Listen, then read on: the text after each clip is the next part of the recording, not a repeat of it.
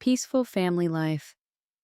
Tracy leaned against the kitchen counter, a mug of freshly brewed coffee warming her hands as early morning sunlight streamed through the window, casting a golden hue across the cheerful chaos of her suburban home.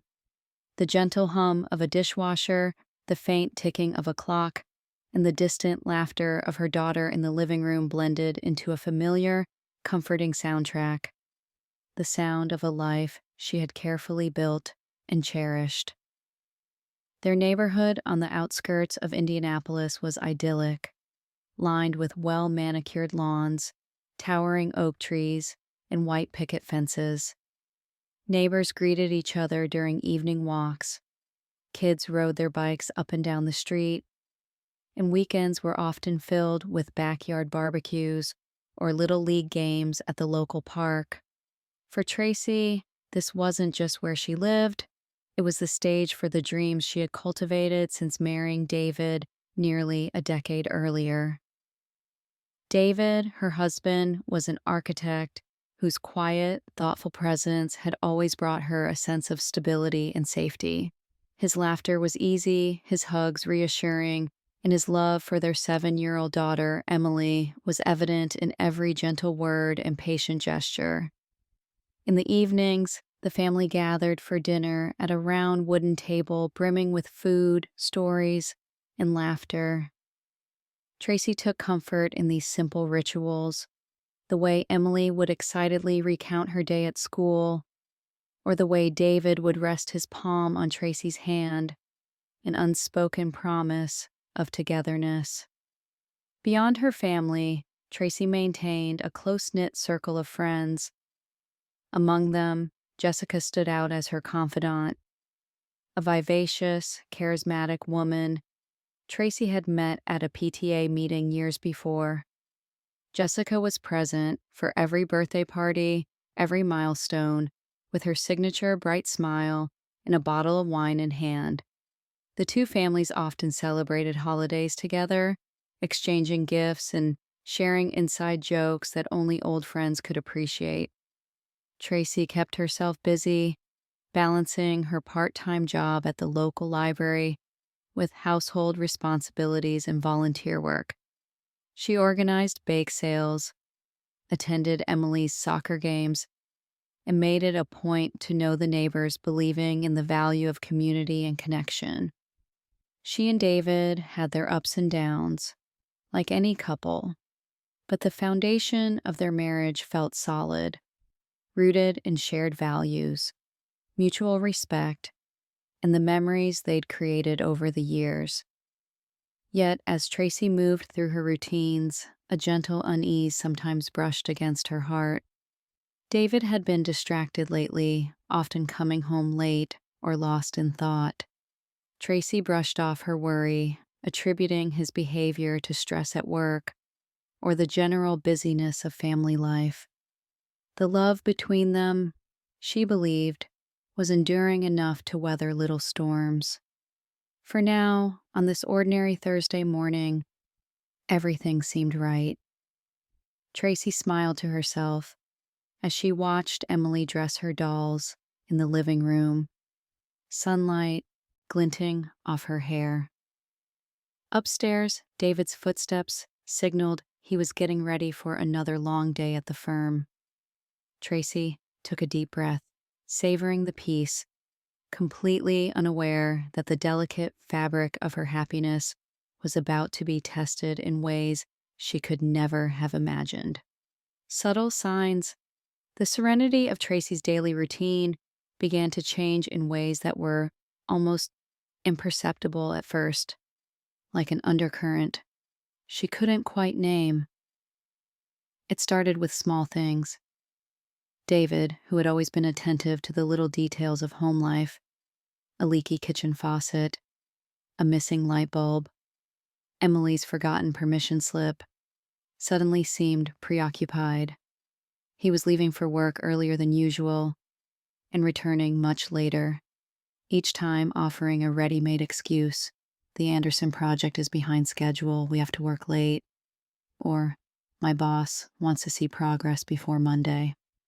His explanations were plausible enough, but the frequency of these late nights grew, and he no longer texted to say he'd be late. Tracy noticed other changes, too. David would step outside to take calls or retreat to the garage under the pretense of needing quiet for a work email on weekends. Rather than relaxing with the family, he volunteered for errands, offering to pick up groceries or run to the hardware store, solo, never with Emily as he used to. His phone, once left scattered on counters or coffee tables, was now glued to his pocket or face down, screen dark unless he was using it. If it buzzed, David would glance at it with a flicker of something Tracy couldn't quite read: annoyance, apprehension, or guilt. At first, Tracy fought the creeping sense of suspicion, chiding herself for being paranoid. She wanted to believe in the reliability of the life and love they'd built. She recalled how, just months ago, David had insisted on a weekend trip for their anniversary, surprising her with flowers, tickets to a live jazz band, and Emily's favorite stuffed toy.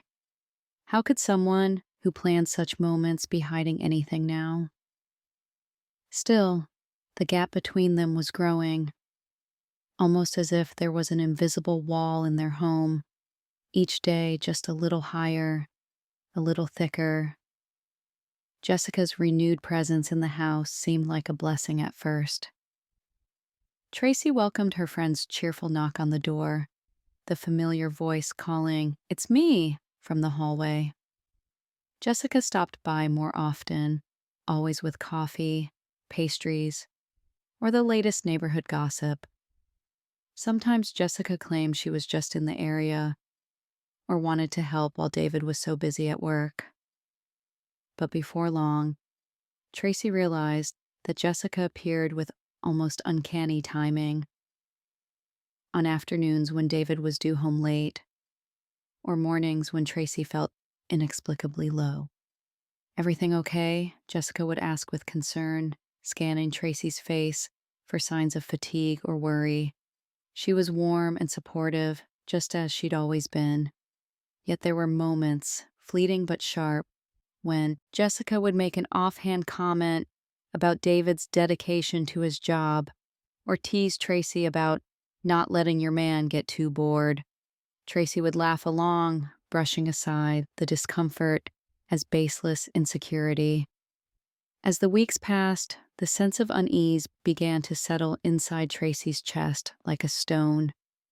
She looked for reassurance in David's actions: the absent-minded kiss before he left for the office, his quick smile when he got home, the way he still helped Emily with her math homework. But Tracy couldn't ignore the intuition gnawing at her, the subtle but accumulating evidence that something was off. She tried to confide in her mother long distance, only to be met with generic advice. "Men get stressed, sweetheart.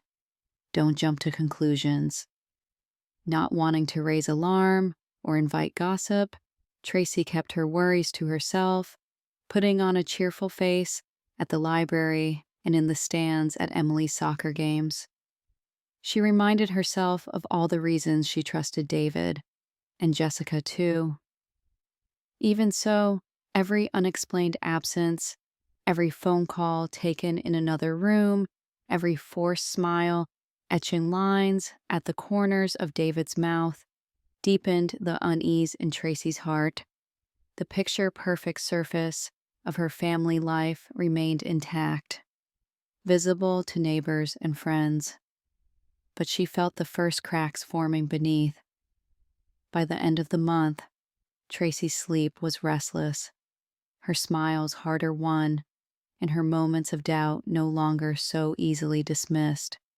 Something unspoken was shifting, and though she desperately wanted to believe in the innocence of her suspicions, a chill had crept into the warmth of her once peaceful home. Harsh discovery.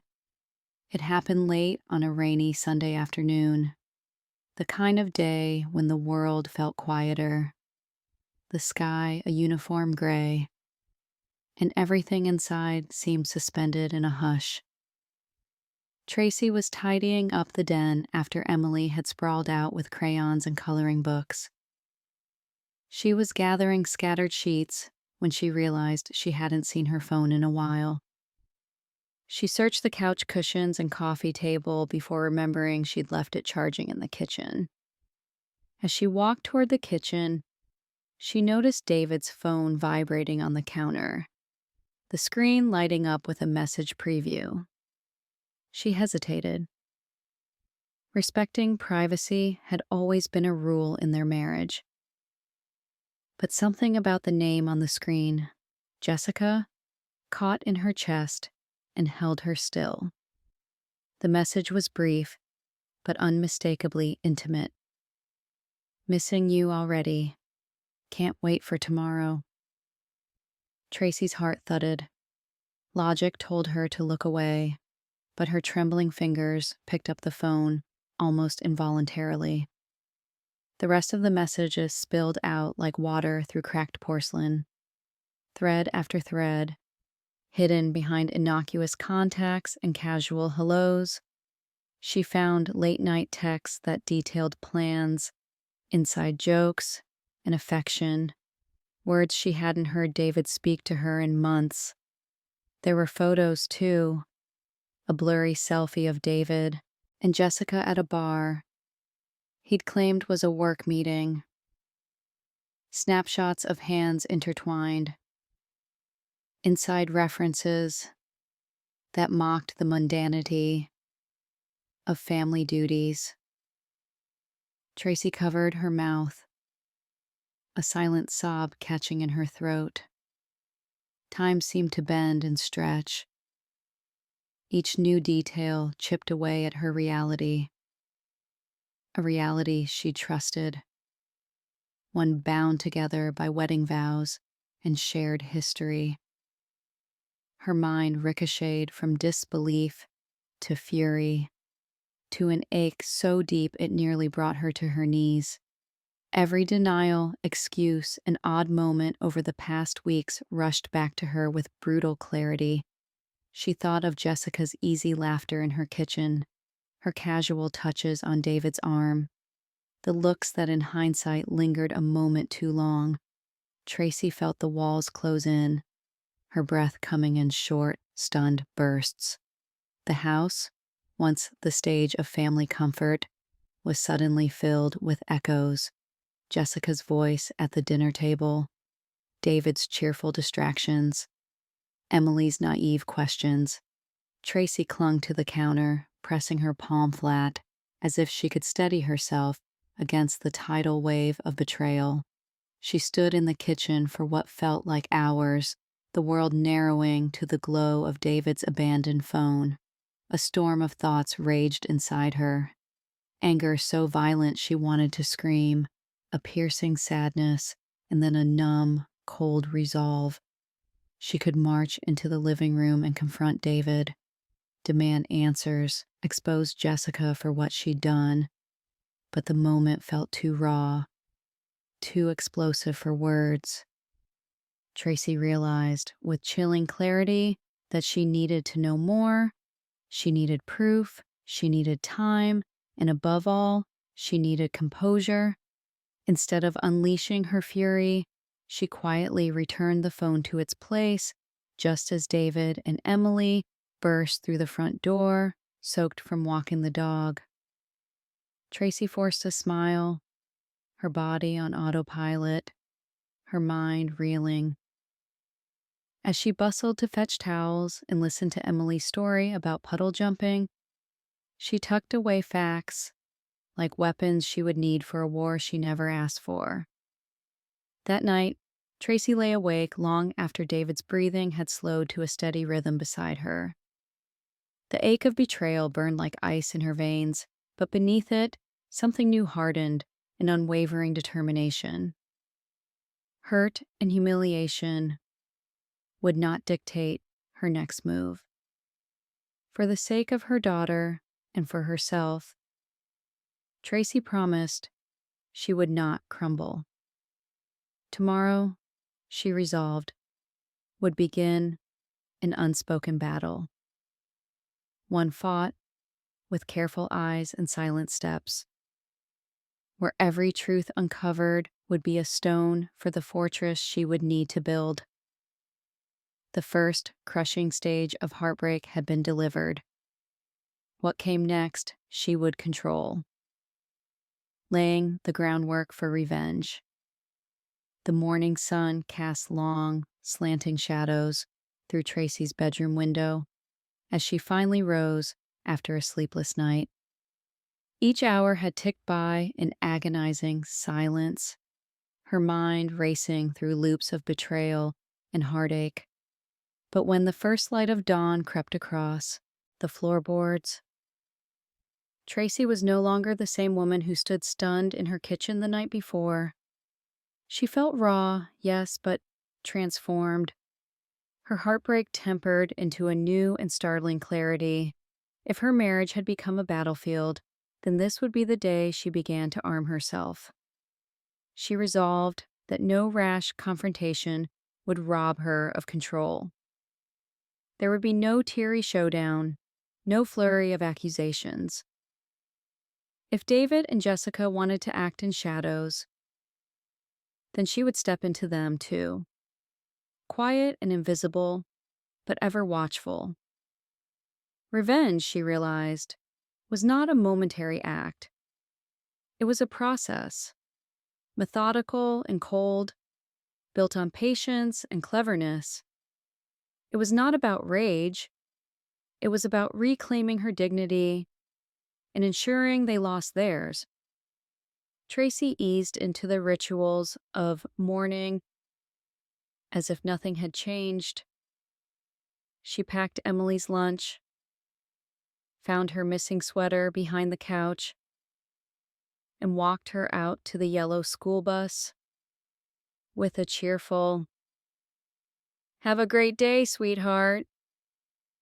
Emily waved fuzz from the window, her face bright and trusting.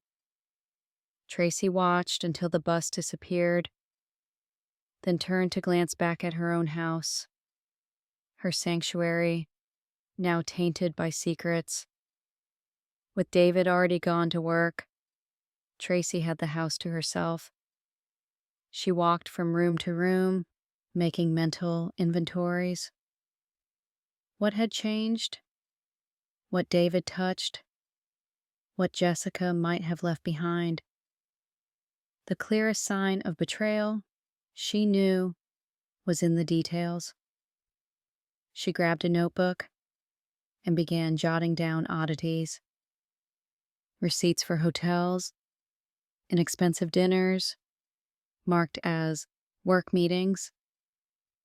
Days when David came home smelling faintly of Jessica's signature vanilla perfume.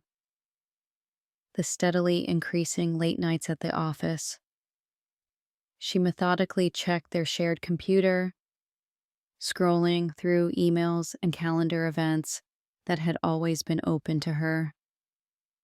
Now she found passwords reset, browser histories wiped at odd intervals.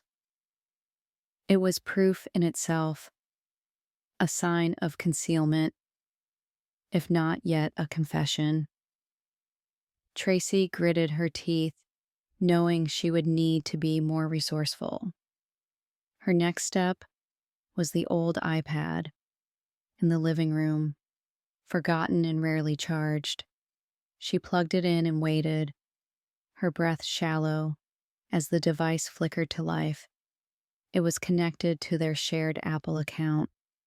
Here, digital traces lingered, a shared location accidentally left on, showing David's phone parked too long near Jessica's apartment several Wednesdays in a row. Silently, she took screenshots, uploading each to a secret folder on the cloud she knew only she could access. It became a daily routine. Her revenge quietly built under the surface of ordinary life.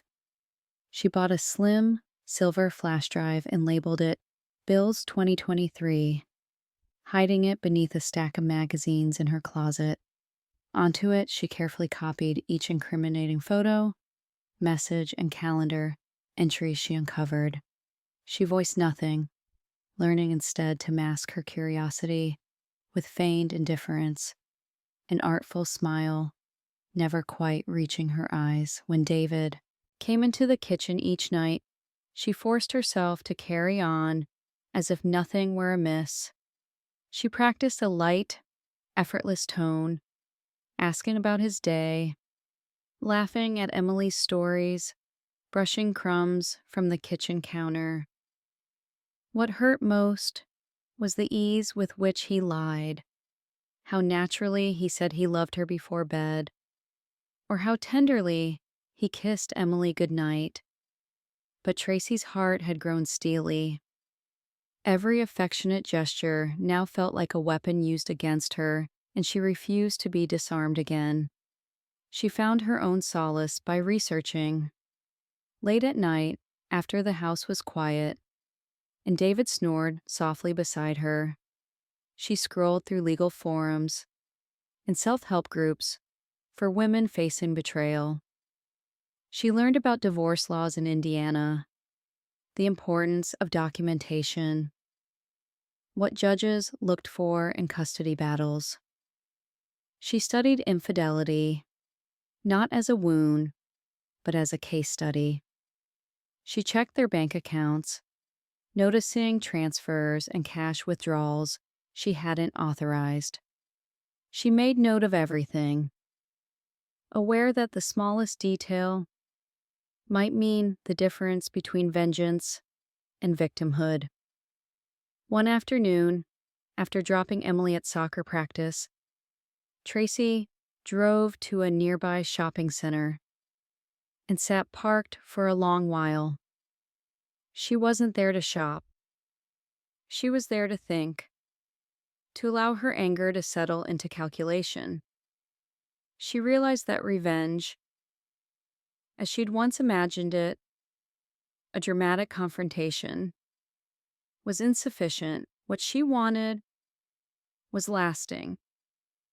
Jessica and David had taken from her not just trust, but stability, dignity, the story of her family.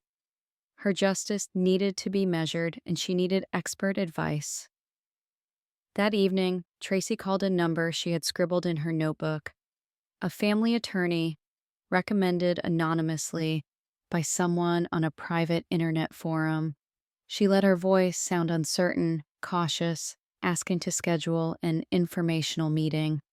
Her hands trembled as she hung up, but the first bricks of her new foundation were laid. Still, no one could suspect a thing. Tracy couldn't risk warning David or Jessica before every piece was ready. She needed them to stay careless, needed Jessica's guard to stay down. So she faked normalcy with an art that would have stunned even her. She baked cookies for the school fundraiser, hosted coffee for the moms group, and accepted Jessica's invitations for brunch, all while dying inside at the sight of her friend's false smile. Jessica's touch now felt like fire, but Tracy forced her lips to curve politely, even sharing stories from family life as if she were still confiding in her best friend. Every word Jessica said, every movement, was measured and filed away. On more than one occasion, Tracy noticed Jessica's eyes dart away when David's name came up, or her too quick laugh at his jokes during group barbecues. Each detail was tucked into Tracy's arsenal. She learned how to take pictures of texts discreetly, sending them to her hidden email. When Jessica came over, Tracy paid special attention. Where she sat, what she brought, how long she stayed after David arrived home. On 3 separate afternoons, Tracy invented an errand and circled back to catch sight of Jessica's car parked at the curb after she herself had left. There was a difference between suspicion and proof. Tracy would settle for nothing less than the latter. Every evening, when Emily was tucked into bed, Tracy would stand by her daughter's door, watching the even rise and fall of her breathing, her innocence so heartbreakingly complete. For her, most of all, Tracy vowed that justice must be served with dignity, that Emily would never be a pawn, never used for leverage, and never exposed to the ugly roots of betrayal any more than necessary. Days blended into weeks, each filled with painstaking strategy. Tracy's determination grew stronger. She'd no longer be the wounded party swept up in someone else's lies. She'd write her own ending in her own time. And so, each morning, she painted on a steady smile, fortified by the knowledge that every act of normalcy, every piece of evidence safely tucked away, was one more brick in the fortress she was building. The pain within her didn't subside, but it sharpened, forging her resolve. Revenge wouldn't be immediate, but when the time was right, it would be absolute. And as Tracy closed her eyes each night, she clung to the certainty that the war for her future and for her daughters had already begun. The perfect plan. Tracy woke before dawn that Monday, the world outside still dark and silent. As she lay beneath the comforter beside David's sleeping form, her heart beat not with dread, but with the thrum of cold purpose. Days and nights of quiet investigation had yielded a cache of evidence, locked away in her private digital folder in the hidden flash drive in her closet. Now it was time to turn her discoveries into action, to transform sharp, ugly facts into the tools of justice. She'd learned much in her late-night readings about legal rights, divorce procedures, and the perils of confronting infidelity without preparation. What filled her with determination wasn't rage, but the clarity that her future, and more importantly, Emily's, depended on a careful, strategic approach. Tracy resolved that every step she took must be measured, deliberate, and above all, undetectable. That morning, she put an extra curl into her hair, chose a bright blue dress, and set omelets on the table with a radiant smile, acting every bit the loving wife and mother. If David noticed anything strange, he didn't let on. His eyes flickered to his phone too often, his manner warm but hurried as he packed up and headed to the office without lingering for a second cup of coffee. Emily, sensing nothing, chattered about spelling tests and her favorite stuffed elephant. To Tracy, the domestic calm felt surreal, a set stage before the curtain rises after the bus rolled away and the house fell silent.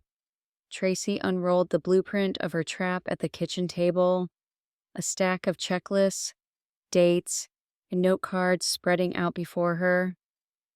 Step 2, social theater. Tracy needed to orchestrate a scene so public, so undeniable, that neither David nor Jessica could twist the narrative. She carefully planned a small get-together, a friends and family appreciation night, couching it as thanks for their support during Emily's recent awards at school. She crafted cheerful invitations and distributed them in person with genuine smiles, never letting her hand tremble, never betraying the storm beneath her surface.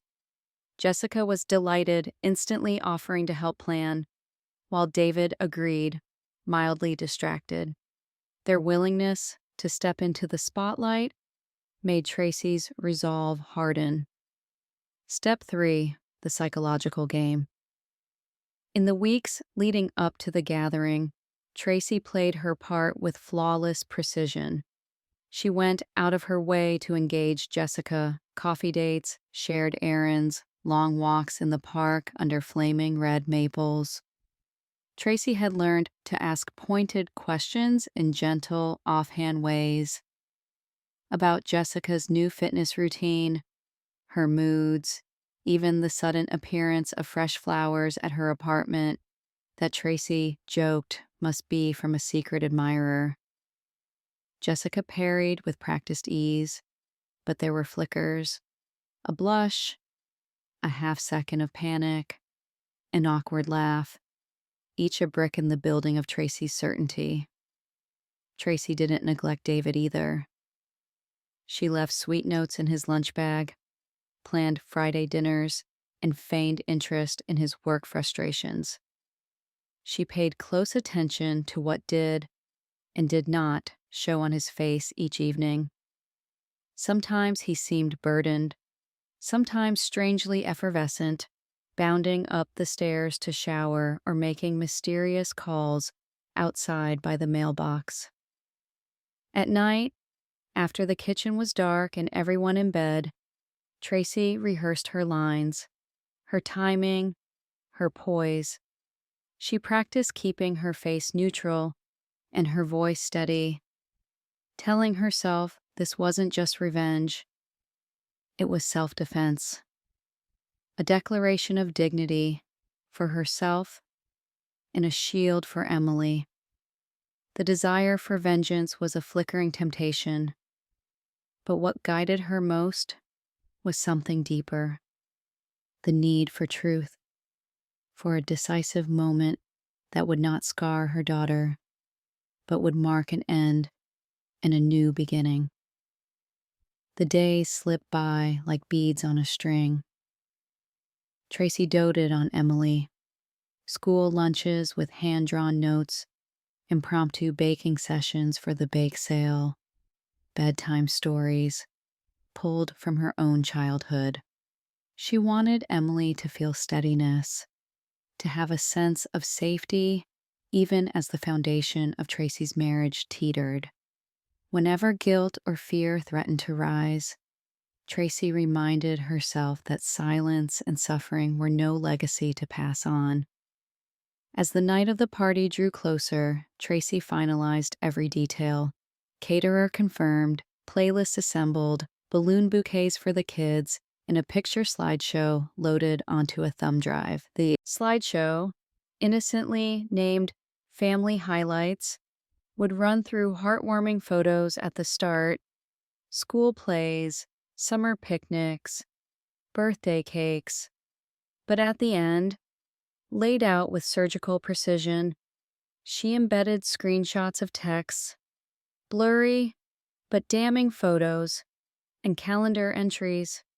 She set the timing carefully, just 2 minutes at the end, enough to capture stunned attention, enough to make denial impossible. The days crawled toward the event. Jessica visited often, offering to pick up appetizers or to supervise the decorations. Tracy led her, taking notes on every nervous tick and defensive comment. She found herself marveling at the acting prowess required of both her husband and her friend, the little lies that greased the wheels of daily life, the conspiratorial glances she would have once attributed to friendly banter. In quiet hours, Tracy confided in Beth, her attorney. They discussed not just financial protection, but also emotional and social strategies. People doubt a woman who's angry, Beth cautioned. They rarely doubt a woman who's calm, especially in public. Keep the story about the truth, not about your pain. That advice became Tracy's mantra. She meditated, went on long runs through the neighborhood as autumn leaves fell, and practiced stillness in front of her bathroom mirror. She swore she would not cry, not in public, not until every truth lay bare. On the eve of the party, Tracy felt her nerves buzz like static in her veins. She tucked Emily in, stroking her hair. murmuring promises of love and reassurance. Then she poured herself a glass of Chardonnay and reread her plan one more time, walking through the evening in her mind from each angle. Who would stand where, when she would start the slideshow, how she would gather up Emily and leave as soon as the silence broke. She wondered if she would falter, if some part of her would rush to forgive or recant. But then she remembered every lonely night, every secretive smile between Jessica and David, the weight of humiliation pressing on her chest. She thought not just of herself, but of all the women rendered invisible by betrayal, all the daughters taught to let wounds fester quietly. Tracy's spine straightened. Tomorrow, that pattern would be broken. When Tracy finally crawled into bed, David was already asleep, breath deep and untroubled. The space between them felt like a chasm. She didn't reach for him, didn't whisper goodnight. Instead, she closed her eyes and repeated her private litany. Be silent, be strong, be the storm. For the first time in weeks, sleep came easily, and with it, the dream of her own face, reflected in 100 eyes, calm, proud, and utterly unbreakable. Confiding in a stranger. For weeks, Tracy had existed in a careful, calculated rhythm, a performer in the center of a stage, executing her lines with flawless composure. By daylight, she managed every detail, orchestrating family life, gathering evidence, and perfecting her plan. But when the sun dipped behind the maples and the neighborhood quieted, loneliness pressed in on her with suffocating weight. It was during those late hours, when sleep evaded her, when the memories of laughter and betrayal warred within her, that Tracy felt the ache of isolation most keenly. There were questions she could not voice to her mother, wounds she dared not reveal to friends who orbited Jessica or David. The armor of secrecy that had protected her was now heavy, closing off the very air she needed to breathe. One blustery Friday morning, driven by a sudden wave of desperation and resolve, Tracy found herself dialing the number of a therapist she had unearthed during a midnight scroll through local recommendations. Dr. Helen Rosen's name appeared again and again, her reputation built on quiet wisdom, the ability to steer women through heartbreak and change. The call was brief. Tracy barely recognized the sound of her own voice, requesting an appointment. Still, when the day came, she followed through, driving 40 minutes out to a discreet office nestled between a bookshop and a bakery. She didn't want to risk crossing paths with anyone from her neighborhood or PTA circle. Inside, the waiting room was serene, with earth-toned walls and the hum of a small water fountain. Tracy stared at a faded print of a wooded path, letting its gentle greens and browns steady her nerves. On some level, she dreaded this. The moment she'd be forced to put her pain into words instead of plans, expose weaknesses she'd kept carefully shielded, even from herself. But when Dr. Rosen appeared, a woman in her 60s, her presence both unassuming and quietly authoritative, Tracy felt the first wavering flicker of relief.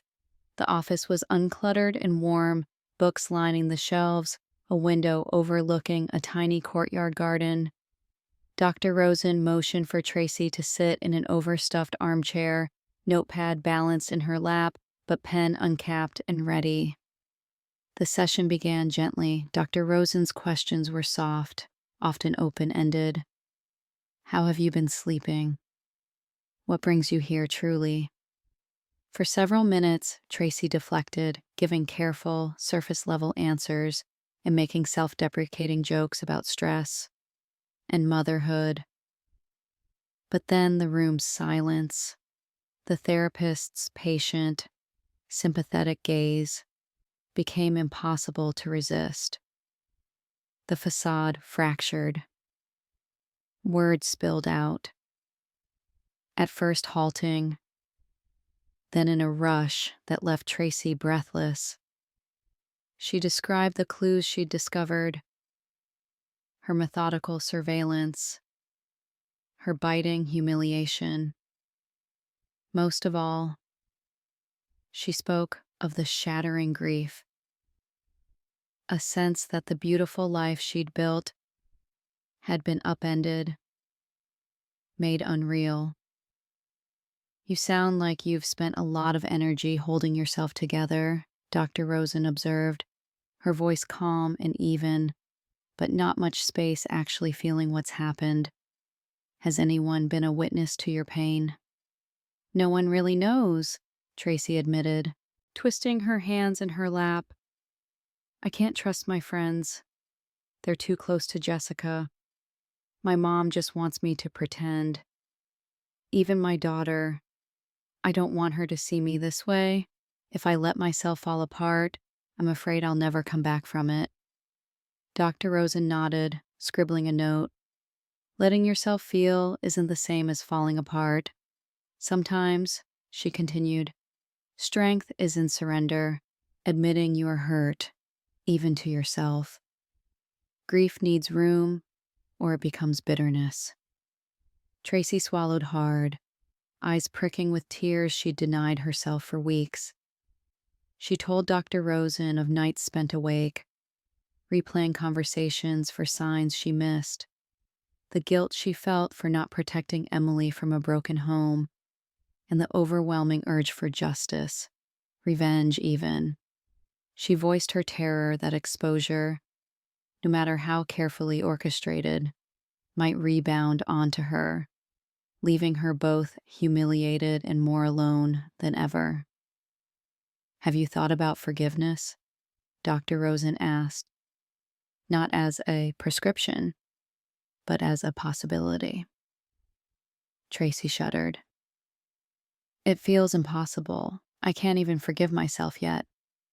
For being blind, for letting this happen. Forgiveness is an endpoint, not a shortcut, Dr. Rosen said kindly. Your path right now is simply to be honest. With yourself first, then with those who will matter most in the aftermath, like your daughter. The conversation slid from pain to reflection. Dr. Rosen asked about Tracy's passions, the parts of her identity that had fallen dormant in devotion to marriage and motherhood, books, running, painting, each thread explored gently, a prompt that Tracy could still have a self that existed beyond betrayal. You are more than what's been done to you, Dr. Rosen affirmed, and for the first time, Tracy believed it might eventually be true. The hour disappeared faster than Tracy expected. Dr. Rosen offered exercises, a daily journal, grounding rituals before bed, small moments of self-kindness. You're planning a battle, Tracy, the therapist acknowledged, but you must also plan to heal. The two are not opposites. In fact, you'll need both. As the session ended, Tracy felt something softening inside her. Not a sudden lifting of pain, but a permission to hope. For the first time since the day of her harsh discovery, she walked out of a room a little lighter, her steps less burdened by secrets and shame. On the drive home, Tracy pulled over by a lake and sat quietly, letting the wind whip her hair and the cold, fresh air bite her cheeks. She breathed deeply, once, then again, then several times, until it almost hurt, but in a necessary way. She realized it was the first time in weeks she'd simply stopped and felt the sun on her skin, heard the faint rush of wind through dried reeds, allowed a moment of peace without plotting her next move. In the days that followed, Tracy made Dr. Rosen's advice her touchstone. She wrote in a small notebook each night, cataloging not just her plans, but the bruises left behind, the embarrassments, the old joys, the tiny embers of curiosity about a life renewed. She returned to her runs in the neighborhood, not simply to escape, but to remind herself that she remained. Her body, her will, her capacity for endurance and even joy. The sessions continued, their focus gradually shifting from raw survival to the rebuilding of inner strength. Dr. Rosen never pushed Tracy toward forgiveness or easy closure. Instead, she championed truth, facing it, owning it, and bit by bit, accepting it as a chapter, but not the whole story. Most importantly, Tracy learned to separate her worth from David's betrayal or Jessica's deception. You are not their choices, Dr. Rosen reminded her, week after week. Her mission was not simply to win, not just to expose or punish, but to come through the storm with her values, her sense of self, and her daughter's trust intact. By the end of the month, as the anniversary of her harsh discovery neared, Tracy felt a calm resolve take root. She still ached, sometimes deeply, but alongside the pain grew the conviction that she was not broken, only changed. And with every word shared with Dr. Rosen, every hard truth named, the armor she wore felt lighter and more like possibility than prison. She was ready now, not just to act, but to defend what mattered and claim the future as her own. With a steady heart, and for the first time in a long while, Tracy believed there would be life and laughter and love beyond betrayal. The unmasking, the day of the gathering broke unseasonably warm for late October, sunlight streaming through the golden leaves that fluttered across Tracy's front yard. She had planned every detail with the precision of a chess master, ensuring Emily would be spirited away to a neighbor's for a movie night, hiring a caterer to keep her own hands free, arranging the house so that every guest would have a clear, uninterrupted view of the living room television. Even the decorations, bunting in autumn tones, platters of pumpkin bars and cider, felt meticulously staged to project warmth and normalcy. By early evening, the first friends arrived, cheerful and unsuspecting. Tracy welcomed each of them with a practiced, luminous smile. She hugged neighbors, made small talk about costumes for the school's upcoming Halloween carnival, and graciously accepted a bottle of red wine from the Petersons. Jessica, armed with a bouquet and her usual glittering laughter, swept in shortly after, the picture of supportive friendship. She wrapped an arm around Tracy, whispering, "You always make everything look so beautiful. I swear." Tracy reciprocated with an embrace, steady as stone, though the touch made her skin crawl. David arrived last, breezing in from his car with a jovial, "Sorry I'm late," and setting down grocery bags filled with drinks. He gave Tracy a quick, routine kiss on the cheek, then busied himself arranging bottles in the fridge, never once meeting her eyes for more than a second. The house filled rapidly with voices and the tinkling of glassware. Children darted upstairs, their laughter echoing down the hallway. The grown-ups moved easily between the kitchen and living room, catching up on work, vacations, the minutiae of suburban life. To any outsider, it was a portrait of community bliss, but Tracy could feel tension pulsing beneath her calm surface. She greeted everyone, refilled hors d'oeuvres, and checked the time compulsively, ensuring every step occurred on schedule. Discreetly, she pulled aside Mrs. Hanley from next door and handed her Emily's overnight bag with whispered instructions. "She's excited for popcorn and movies," Tracy said, forcing her tight smile. "Thanks so much for tonight." With Emily soon out the door, Tracy willed her composure to steel. Coffee was served, dessert plates thinned. Laughter rose and ebbed over small clusters of conversation. The moment for her final move approached, as David was pouring himself a glass of cider and Jessica polished off a slice of apple pie. Tracy clapped gently to get everyone's attention. "Thank you all for coming tonight," she began, voice clear and unwavering, eyes turned to her, expectant. "I wanted to do something special, not just for Emily's recent award, but for this community.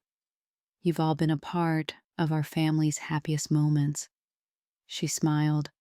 "So I thought it would be fun to share a slideshow, some memories we've all made, and a couple that surprised even me." There were nods and laughter. Jessica called out good-naturedly, "God, I hope you left out that photo of me in the unicorn onesie." The crowd chuckled as Tracy dimmed the lights and picked up the remote. The slideshow started innocently enough. Childhood snapshots, Emily's toothless grin, sunlit picnics, Little League games, earned affectionate sighs. There were group photos from birthday parties, shots of the adults at block parties, at last year's snowball fight. At the back of the room, Jessica relaxed, one slender arm draped over the couch back, trading amused looks with David as their faces flickered on screen in happy, innocent vignettes. And then, almost imperceptibly, the tone shifted. Photos of a group dinner at a downtown restaurant gave way to a candid, blurry shot. David and Jessica at the same table on a different night, alone, his hand resting fractionally too close to hers. Some in the crowd glanced at each other, puzzled but unsure. Next appeared screenshots, late-night messages, not explicit, but unmistakably affectionate. "Can't wait until tomorrow," one read, with a pink heart emoji. Another, David's phone screen, showed Jessica's contact under a fake name. Their conversation, a string of inside jokes and private plans. A short video played, just 3 seconds. Jessica brushing a strand of hair from David's face in the parking lot by a bar. The images and text scrolled rapidly, but clearly enough for anyone paying attention. Murmurs rose. The atmosphere, so recently light, grew taut. Even those not fully catching every detail sensed the room's collective intake of breath. Jessica's face went rigid. David's glass slipped slightly in his hand. Tracy let the silence stretch. "Some surprises," she said quietly, "aren't gifts." Jessica shot to her feet, color draining from her cheeks. "Tracy, what are you—" David tried to step forward, voice cracking. "Tracy, let's talk about this in private," but the evidence was indisputable. The texts, the locations, the times, everything meticulously arranged, cross-referenced, undeniable. Guest glances flickered between David and Jessica, then back at Tracy. Whispers rippled through the group. Mrs. Hanley, who had just returned from dropping off Emily, stood frozen at the doorway. Jessica began to stammer, her usual poise vanishing. This is out of context, Tracy. You can't. Her voice broke, trembling at the edges. Are you trying to tell me you don't recognize your own words? Tracy replied, her tone even, not a note of hysteria or rage. Or your hand in my husband's? On how many nights? Her calm was terrifying. David, face ashen now, tried again. Tracy, please. This is between us. Can we step outside? The friends and neighbors, once so quick with laughter, stood as an impromptu jury. Some looked away, others stared. A few shot Jessica expressions of shock and betrayal. I'm sorry this is public, Tracy continued, addressing the crowd. But secrets fester most in darkness. I couldn't let this keep growing in my home, around my daughter. The silence was thick. The whispers, now not just shock, but dawning judgment, inched closer to outrage. Jessica stammered again, tears filling her eyes. She reached for Tracy, but was met with gentle firmness. No? We're done. Tracy turned, scanning the faces of the friends who had, until tonight, been her extended family. I'll be taking Emily home soon. We're going to be all right, but we won't be part of this lie anymore. She gathered her keys with deliberate care, thanked the guests for coming, and walked out with her head held high. Behind her, a cacophony erupted. David calling after her, Jessica sobbing, friends arguing in shocked voices. Tracy didn't look back. The night air was cool and clean on her cheeks, the autumn leaves crunching underfoot, as she strode toward Mrs. Hanley's house for her daughter. For the first time in a long time, she felt real freedom. As she walked, emotions flashed across her: relief, sadness, resolve. She tucked Emily into her arms when she saw her, whispered, I love you, and gazed up at the pale moon above them, a new strength blooming in her chest. The mask was gone, the truth laid bare. The future was uncertain, but for the first time, it belonged solely to Tracy and her daughter. Consequences and confrontation. In the aftermath of the explosive night, Tracy's house felt like a stage after the curtain had fallen, silent, disheveled, every shadow holding echoes of what had been revealed. Gone was the illusion that had preserved her family's reputation and her own peace for so long. What replaced it was quieter but also immeasurably heavier, the beginning of a new life built atop rubble. The immediate consequences rippled through her world with startling speed. By dawn, messages buzzed across neighborhood group chats. The sense of collective shock was palpable. Friends, once alliances taken for granted, began to choose sides. Some texted Tracy privately with messages of stunned support. I can't believe it. Stay strong. Others hesitated, parsing loyalty, afraid of being swept up in the scandal. Jessica, who had left Tracy's house, on trembling legs and tear-stained cheeks, found herself abruptly ostracized. Invitations once freely offered dried up. Her name became a whispered cautionary tale among book club members and PTA moms.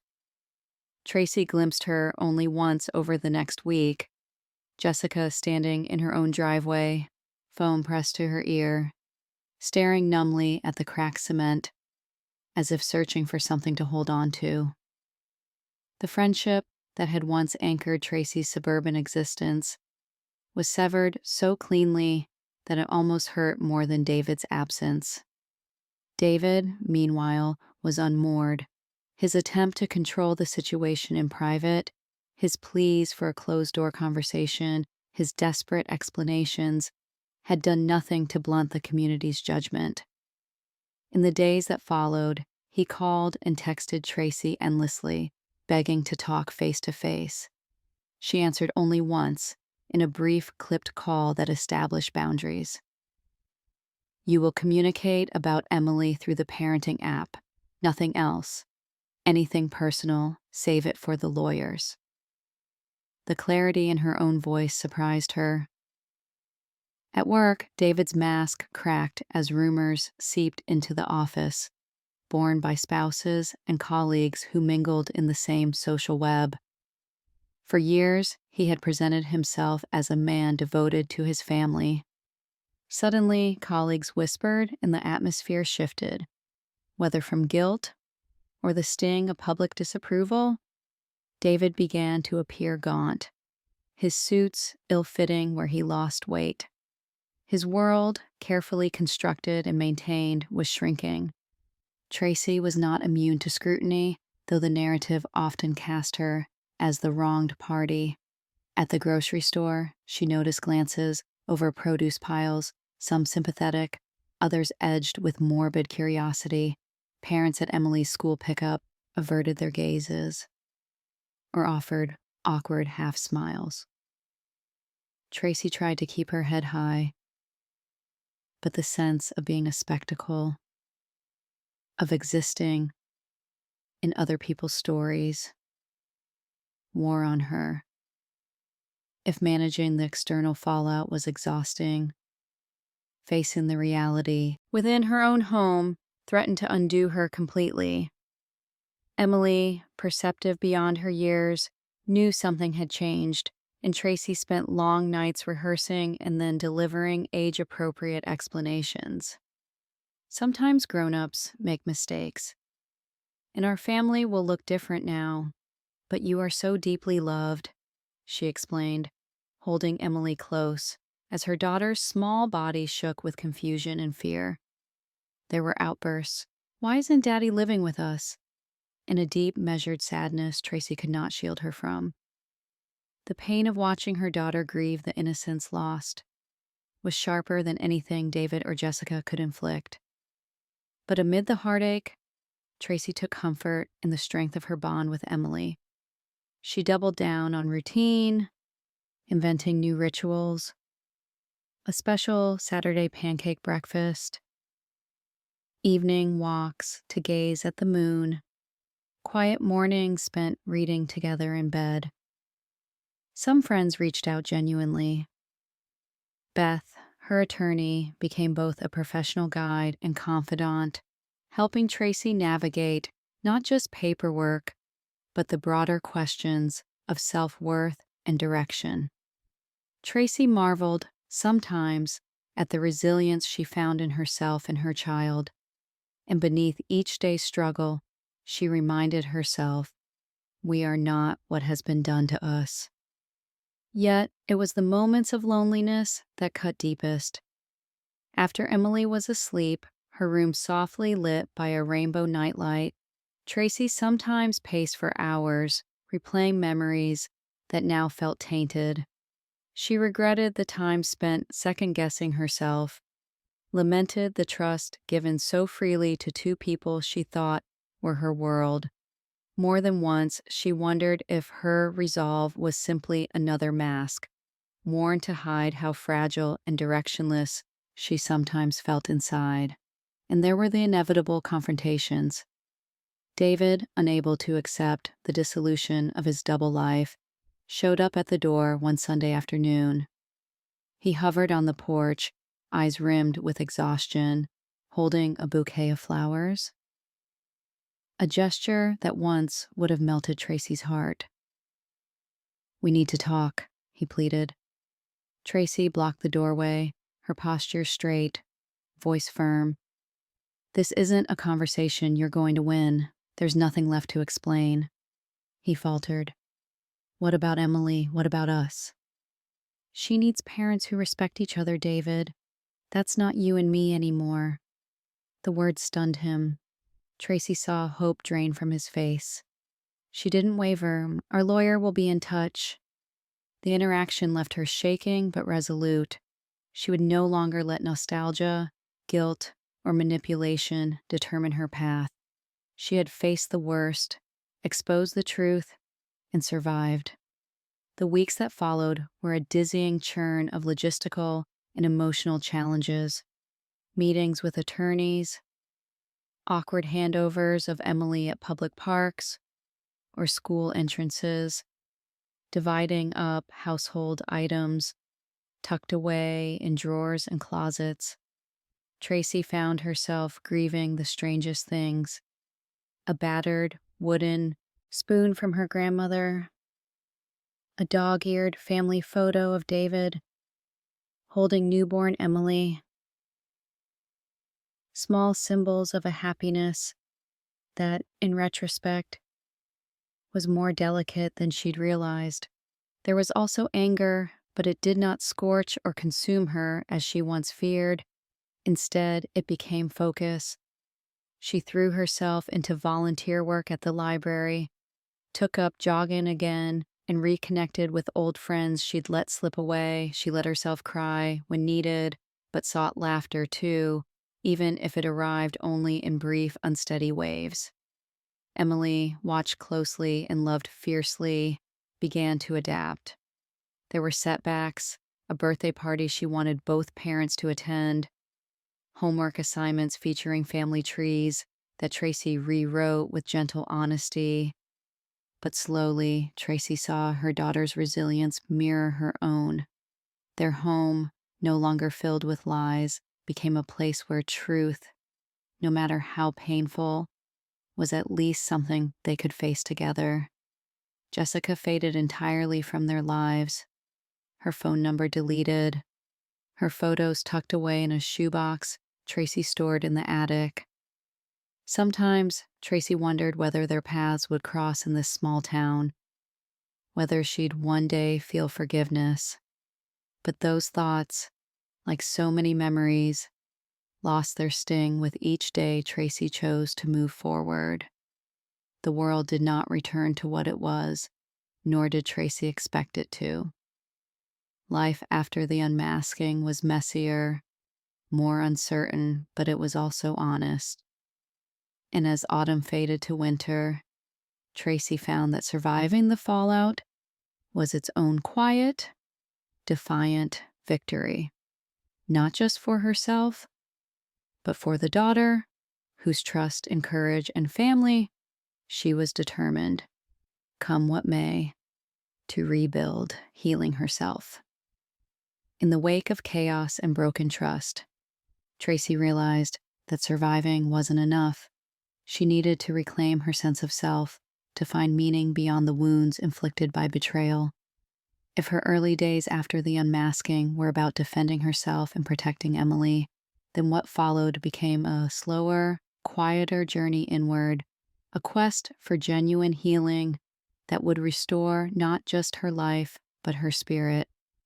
The first step was acknowledging that pain could not be rushed away or buried beneath busyness.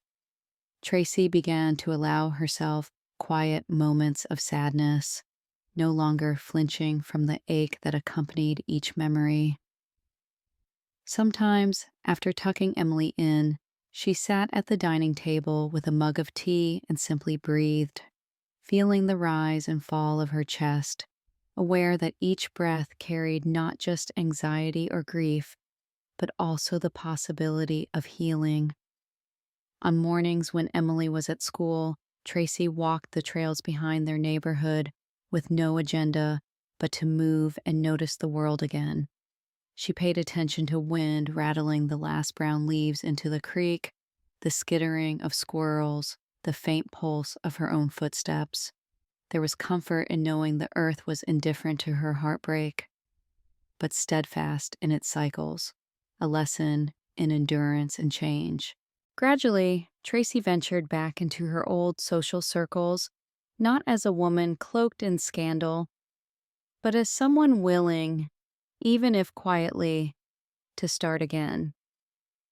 The first coffee date with an old friend was awkward.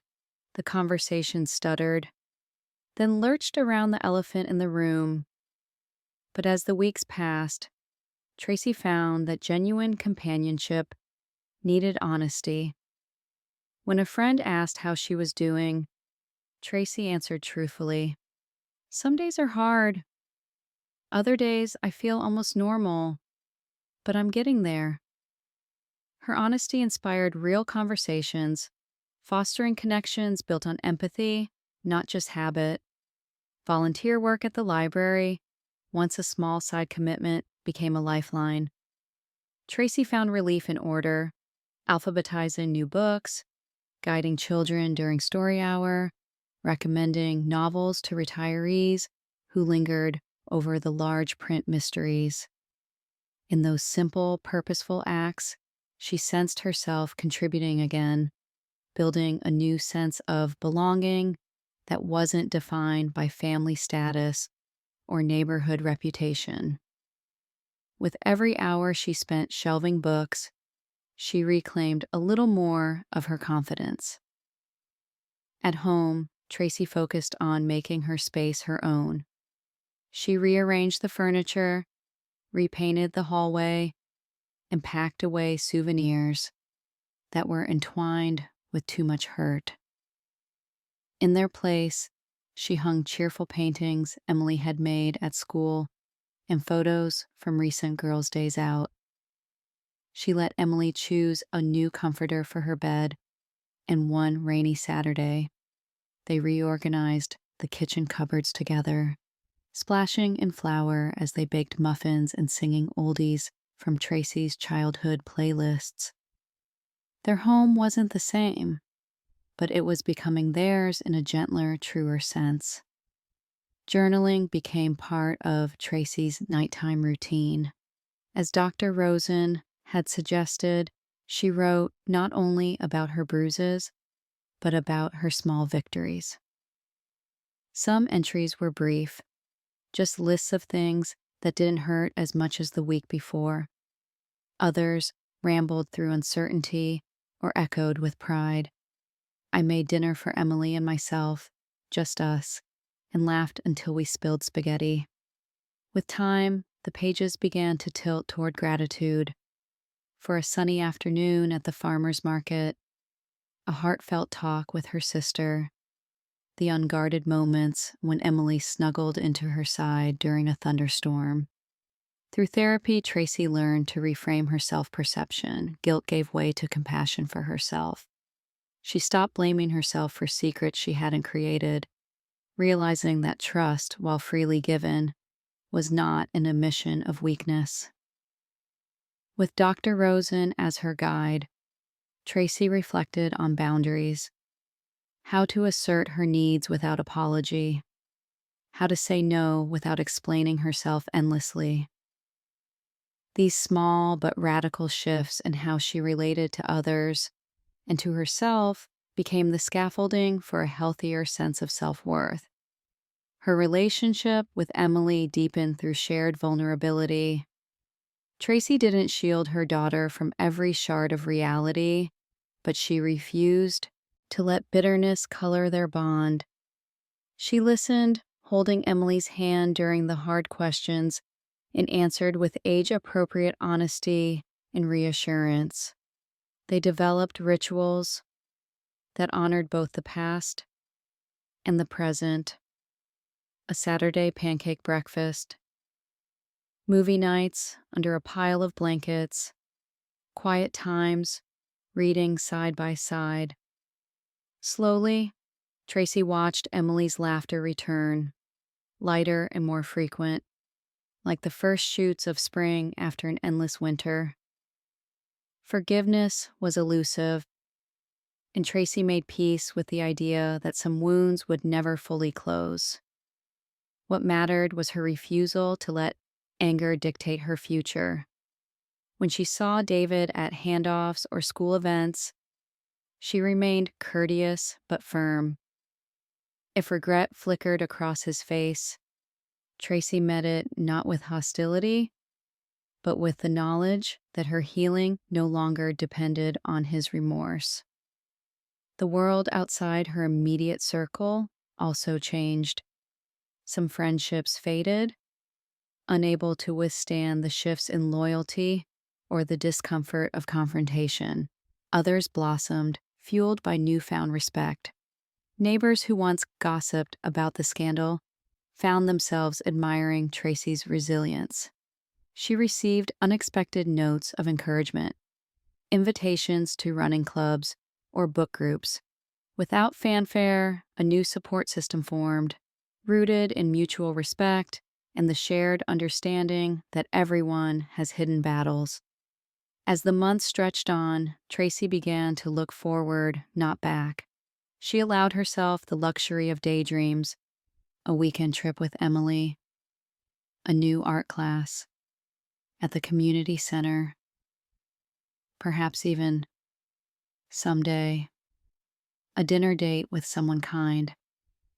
She no longer measured success by the neatness of her home or the appearance of her marriage. Instead, she found meaning in the patchwork resilience of her days, the ordinary miracles of sunrise, laughter, forgiveness, and starting over. By the time a year had passed since that first devastating discovery, Tracy could look in the mirror and see a woman transformed, not by rage or retribution, but by grace and determination. She had rebuilt not the old life she'd lost, but a new one, more vibrant and true.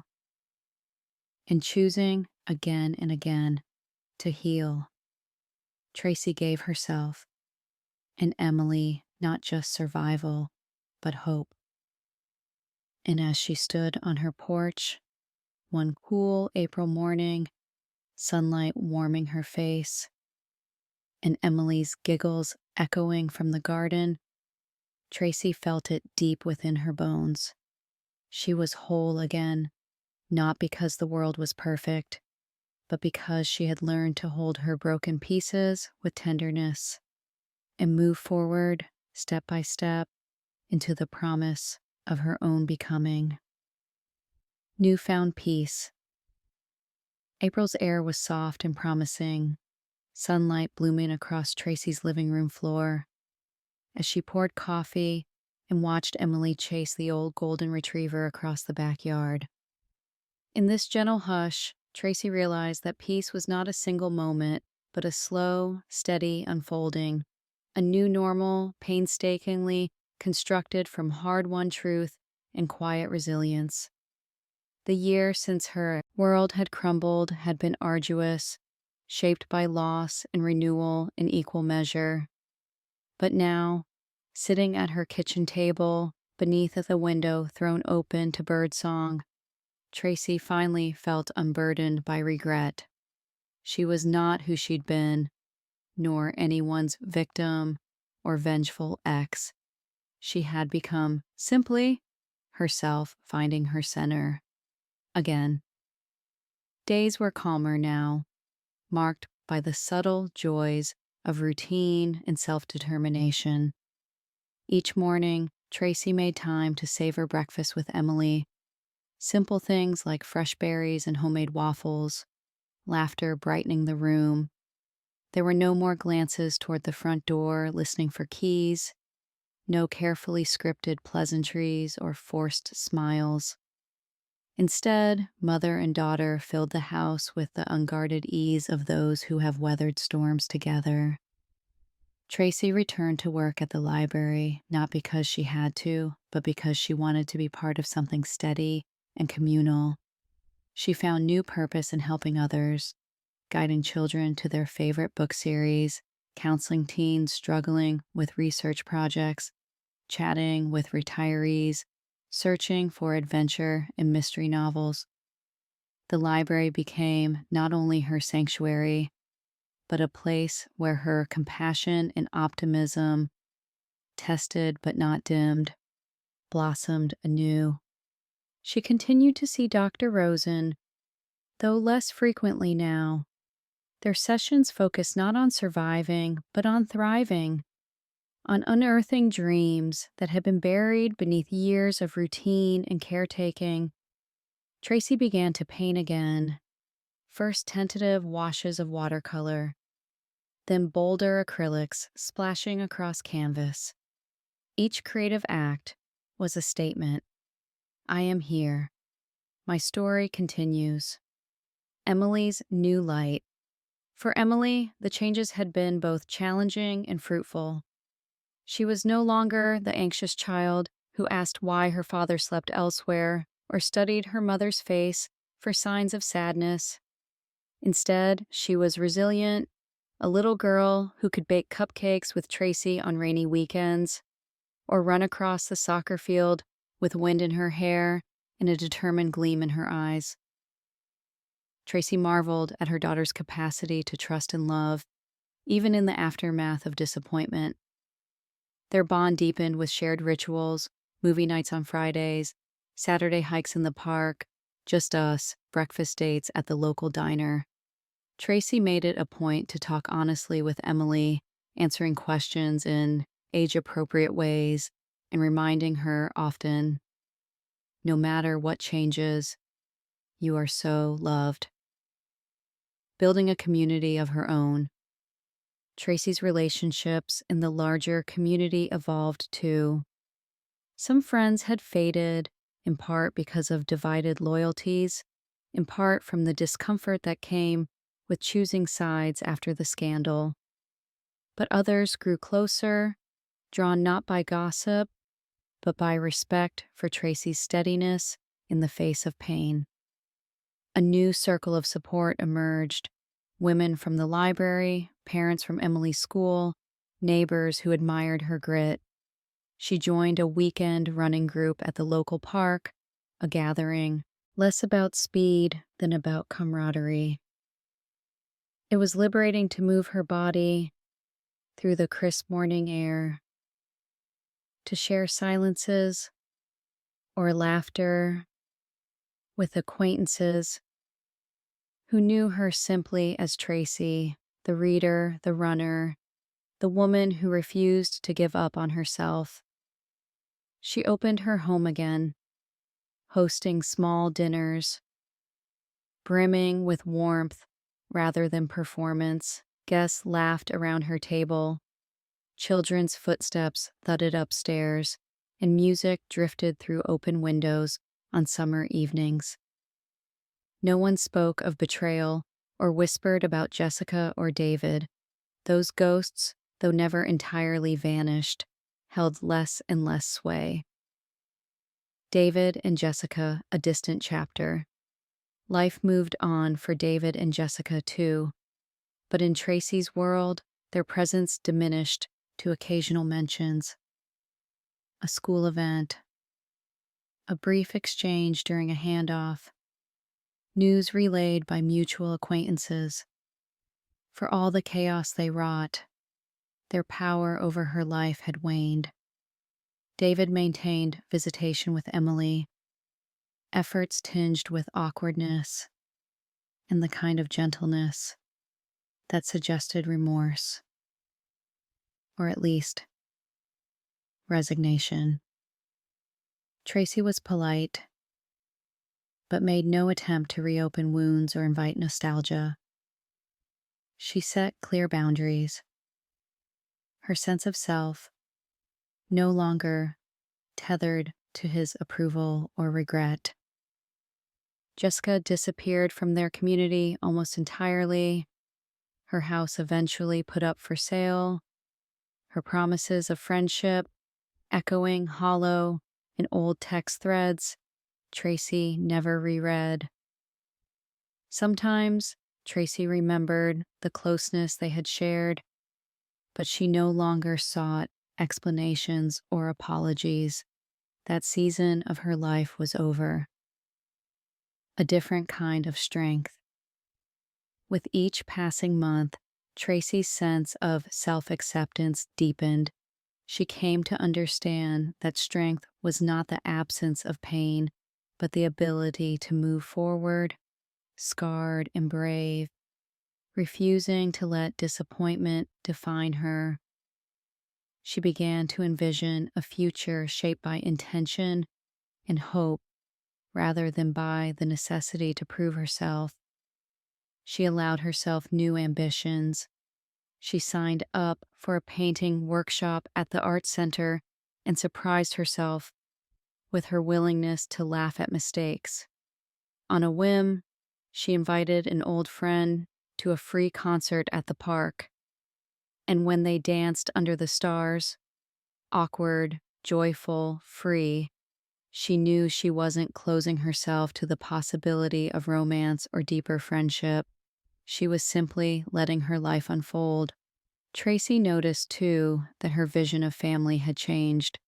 She did not mourn what was lost or envy the supposed perfection of others.